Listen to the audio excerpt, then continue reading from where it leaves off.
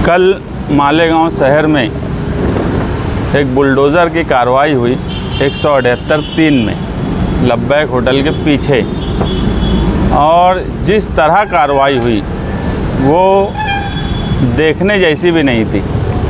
गरीब लोग बेसहारा हो गए, छत उनके उजाड़ दिए गए। ये पूरे मामले में हम लोगों के पास यहाँ पर कुछ लोग उस एरिया के अभी आए हैं और उन्होंने कुछ एग्रीमेंट दिया है। सबका अपना अपना एग्रीमेंट है।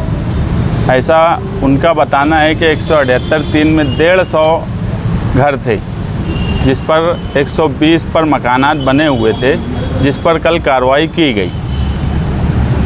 लेकिन ये पूरा मामला हम लोगों के इल्म में था ही नहीं। और जो वहाँ रहने वाले लोग हैं, जिन लोगों ने उनसे एग्रीमेंट किया, उनसे पैसा लिया, कोई 10 साल पहले वो जगह ख़रीदा, कोई 5 साल पहले, 8 साल पहले, 3 साल पहले, 1.5 लाख, 1 लाख इस तरह की रकम भी दी गई। यानी ऐसा नहीं हुआ कि कोई गया और कहीं कब्जा कर लिया हो। बाकायदा पैसा देकर, नोटरी बनाकर वो जगह पर इनका कब्जा था। इन्होंने अपना वहाँ घर बनाया। अपनी पूरी जमा पूंजी लगाकर आदमी घर बनाता है। और जो बीच के लोग थे, वो लोगों ने इनको भी धोखा दिया और शहर के ज़िम्मेदारों को भी धोखा दिया। कल मौजूदा एमएलए एक प्रेस कॉन्फ्रेंस लिए। उन्होंने ये कहा कि 3 महीने से उनको इल्म था कि मामला क्या चल रहा है। ऐसा उन्होंने प्रेस में बोला कि 3 महीने से ये मामला चल रहा है और जो बीच के लोग हैं वो उनके कांटेक्ट में थे, मगर वो मजबूर एमएलए हैं। इस शहर को मजबूत एमएलए की ज़रूरत थी, मगर मजबूर एमएलए इस शहर को मिला। और वो खुद तस्लीम करते हैं कि मैं बहुत मजबूर एमएलए हूँ, जो सिर्फ़ अपनी मेंबरी बचाने के लिए, जो बिल्कुल बेसर पैर की बात है, ना उनको कायदा समझता है, ना उनको कानून समझता है। जो आदमी ये बोलता है कि अगर मैं वहाँ जाता तो मेरी मेंबरी रद्द हो जाती या मुखालफिन मेंबरी रद्द करा देते, तो इतनी आसान है क्या मेंबरी? दूसरी बात कि कारपोरेटर के ताल्लुक़ से जो एक बात बोली जाती है कि कोई अतिक्रमण अगर कहीं आया है और उसको रोकने की कोशिश कोई कारपोरेटर कर रहा है, तो उसके ऊपर मेंबरी रद्द का ऑब्जेक्शन लिया जा सकता। उसकी वजह है कि कारपोरेशन की मिल्कियत अगर कोई है और कारपोरेशन में कारपोरेशन का एक जिम्मेदार है और वो आर्थिक नुकसान कारपोरेशन का कर रहा है, ऐसा मतलब निकाला जाता है। इसलिए ये बात होती। कोई एमएलए के ऊपर आज तक अतिक्रमण को रोकने या अतिक्रमण कहीं आया है, वहाँ जाने पर कोई मेंबरी रद्द हुई है या नोटिस भी आई है, ऐसा कभी नहीं हुआ।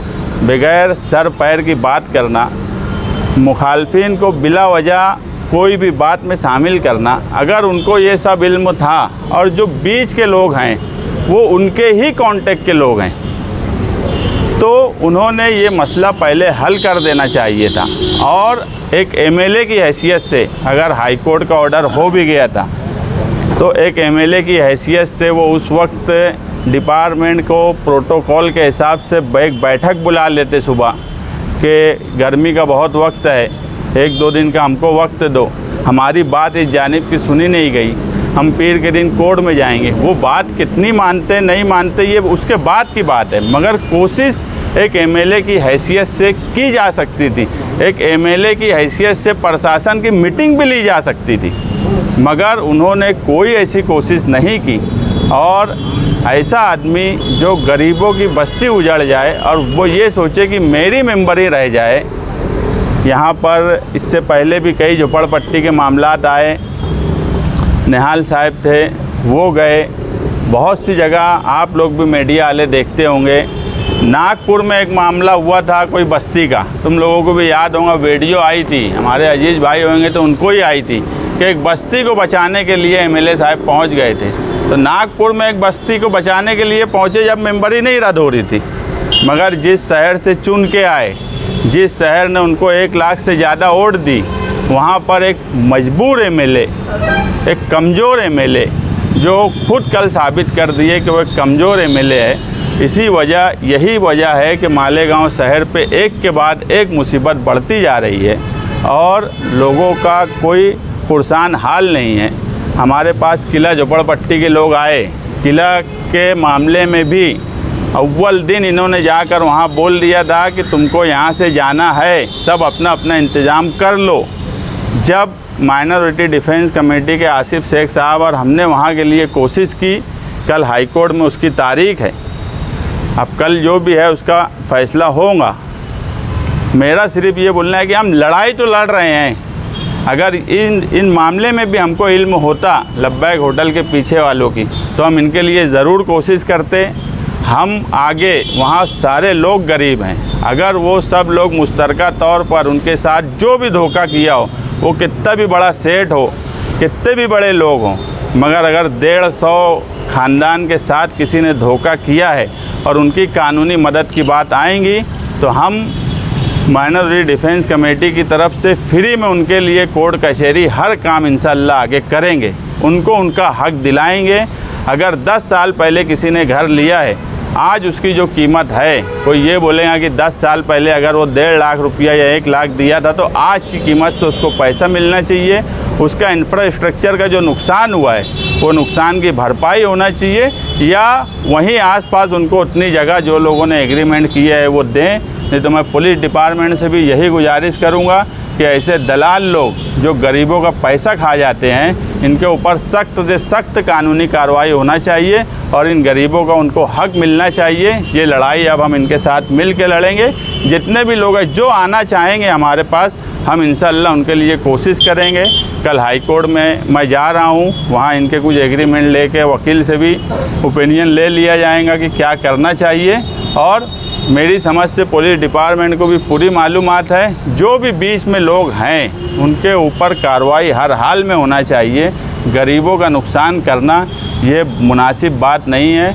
एक इंसान अपना घर अपनी सारी जमा पूंजी लगा के बनाता है, वो एक बहुत अमीर आदमी हो तो वो उसके साया निशान बनाएगा, गरीब आदमी उसके साया निशान बनाएगा, मगर अपनी पूरी जमा पूंजी लगाता है और उनका ऐसा नुकसान किया गया। और मौजूदा एमएलए जो है वो मजाक कर रहे हैं शहर के साथ, ऐसी बात बोलते हैं कि जिसका कोई कहीं से कुछ भी समझ में नहीं आता कि वो चाहते क्या हैं, कि कार्रवाई हो जाना चाहते थे कि नहीं चाहते थे, उनकी कोई बात नहीं। मगर ये शहर में नुमाइंदगी के बिल्कुल उनको हक नहीं बचा है।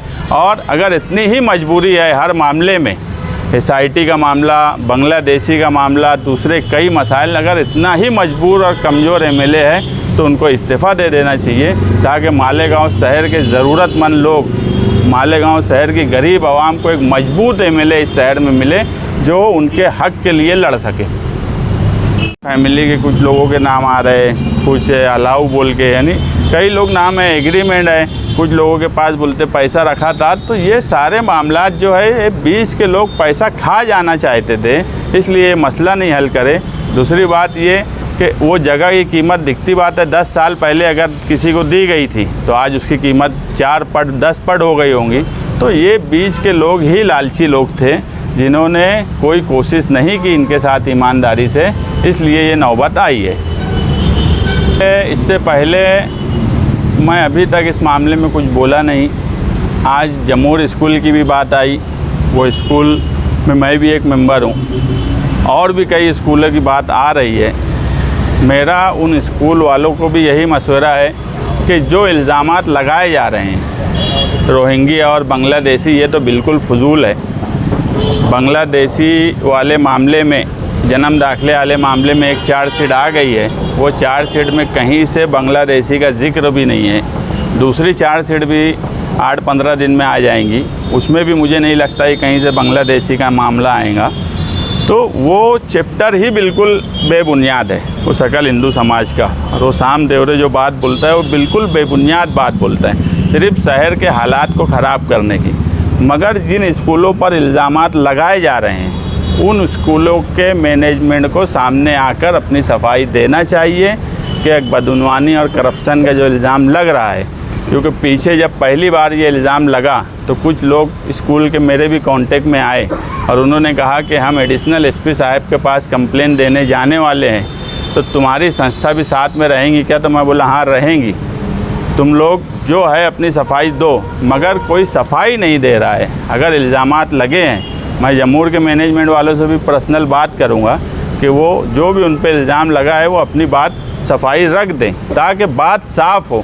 सफाई नहीं देना कहीं ना कहीं ये जाहिर करता है कि कोई मामला है, और उस मामले को फ़िरका परस्त दूसरी तरफ जोड़ देते हैं। इसमें भी शुरुआत हुई है ईदगाह की नमाज के बाद से।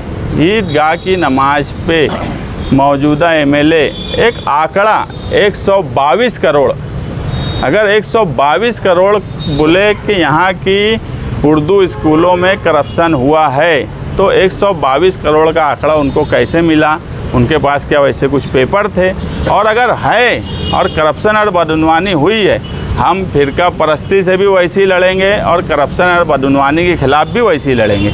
मगर खल्त मल्त जो हो रहा है फ़िरका परस्ती और बदनवानी का, इसका जवाब पहले मैनेजमेंट को देना चाहिए।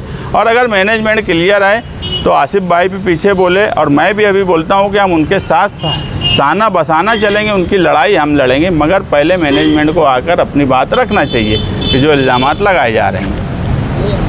ये शाम जो रही है हर टाइम प्रेस कॉन्फ्रेंस में कि मालेगांव को टारगेट करते हैं और उनके पास कोई सबूत रहता नहीं है और वो बदनाम करते हैं, तो उनके ऊपर क्या कुछ कार्रवाई की मांग करेंगे या कुछ? देखो, मालेगांव में अगर उनके ख़िलाफ़ कोई कुछ करता तो हम ही करते।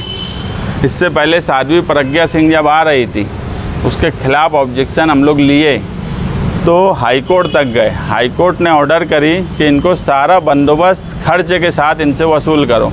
14.5 लाख इनसे ही वसूली की बात है जो चल रही है, तो हम तो पीछे उनके लगे ही रहते। मगर जिसकी जिम्मेदारी है लड़ने की, वो स्कूल वालों को भी छोड़ देते, और स्कूल की बात जिस तरह वो कर रहे हैं, तो मुझे तो ऐसा लगता है कि अगर उनको ये सही लग रहा है कि कुछ मामला है, तो वो भी कुछ लेने देने की लाइन में तो नहीं है।